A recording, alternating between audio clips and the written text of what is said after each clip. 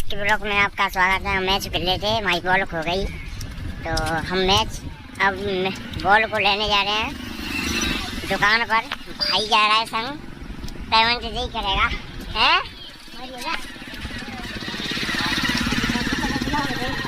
Payment भाई करेगा जब फोन पे चेक कर रहा है।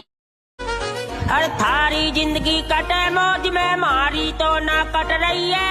गर्मी ऐसी पड़ रही है कि धूप में मेरी फट रही है। एक कूलर में लाया मित्र, उसको लगाए बॉल ले आए दुकान पे से और हम मैच की द्वारा चालू करते हैं मैच को। और बॉल में हाथ में से छूट गई और फील्डिंग में द्वारा आ चुके हम और मैच खेलेंगे। तो ब्लॉग यहाँ पर बंद करते हैं, मैच खेलने के लिए शुरू होते हैं हम। तो जब तक के लिए नमस्कार, अगले ब्लॉग में मिलते हैं।